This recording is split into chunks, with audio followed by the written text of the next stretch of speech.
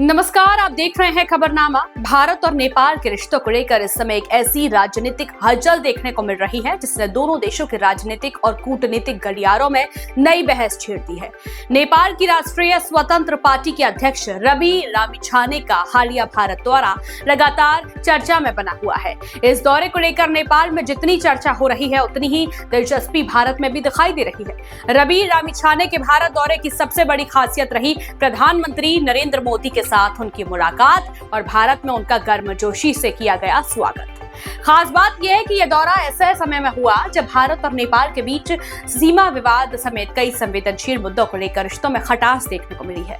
ऐसे माहौल में इस मुलाकात और स्वागत को नेपाल के जानकार केवल एक राजनीतिक कार्यक्रम नहीं बल्कि एक बड़े कूटनीतिक संकेत के रूप में देख रहे हैं।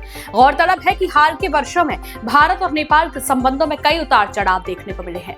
सीमा विवाद को लेकर दोनों देशों के बीच बयानबाजी हुई। नेपाल के प्रधानमंत्री बालन शाह की ओर से भारतीय क्षेत्र को लेकर किए गए दावों ने भी विवाद को हवा दी थी। ऐसे समय में रवि लामिछाने का भारत दौरा दोनों देशों के बीच संवाद और विश्वास बहाली की दिशा में एक महत्वपूर्ण कदम माना जा रहा है। हालांकि पूर्व राजदूत डॉक्टर शंकर शर्मा ने यह भी स्पष्ट किया कि सीमा विवाद जैसे संवेदनशील मुद्दों का समाधान किसी राजनीतिक सद्भावना यात्रा के दौरान नहीं किया जा सकता। उनका कहना है कि ऐसे विषयों को औपचारिक कूटनीतिक और सरकारी चैनलों के माध्यम से ही सुलझाया जाना चाहिए। लेकिन इसके बावजूद ये यात्रा एक सकारात्मक माहौल बनाने में सफल रही है। डॉक्टर शर्मा ने कहा कि प्रधानमंत्री नरेंद्र मोदी का अपने व्यस्त कार्यक्रम में समय निकालकर रवि लामिछाने से मिलना अपने आप में एक महत्वपूर्ण संदेश है।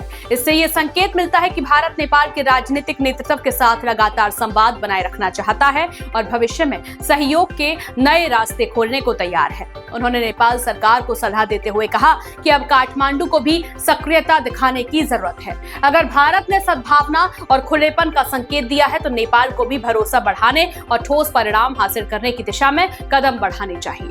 जो मुद्दे वर्षों से लंबित हैं, उन्हें अब बातचीत और कूटनीतिक प्रयासों के जरिए आगे बढ़ाया जाना चाहिए। विशेषज्ञों का मानना है कि यह केवल एक मुलाकात नहीं थी बल्कि दोनों देशों के बीच रिश्तों को नई दिशा देने का अवसर भी है। यदि नेपाल इस अवसर का सही उपयोग करता है तो व्यापार, निवेश, ऊर्जा, सहयोग, कनेक्टिविटी और सीमा संबंधी मुद्दों पर सकारात्मक प्रगति देखने को मिल सकती है। अब सबसे बड़ा सवाल यही है कि क्या भारत द्वारा बढ़ाया गया यह दोस्ती का हाथ नेपाल स्वीकार करेगा? क्या दोनों देशों के बीच मौजूद मतभेद संवाद के जरिए दूर हो पाएंगे? और क्या रवि लामिछाने का यह दौरा आने वाले समय में भारत नेपाल संबंधों के लिए एक नए अध्याय की शुरुआत साबित होगा? फिलहाल इतना जरूर कहा जा सकता है कि भारत ने सकारात्मक संदेश दिया है और अब निगाहें नेपाल की अगली रणनीति पर टिकी हुई हैं। आने वाले दिनों में यह साफ होगा कि यह मुलाकात केवल एक राजनीतिक औपचारिकता थी या फिर दोनों देशों के रिश्तों में वास्तविक बदलाव की शुरुआत। आप इस पूरे घटनाक्रम को कैसे देखते हैं? अपनी राय हमें कमेंट बॉक्स में जरूर बताइए। वीडियो पसंद आया हो तो लाइक और शेयर करें तथा चैनल को सब्सक्राइब करना बिल्कुल न भूलें। नमस्कार।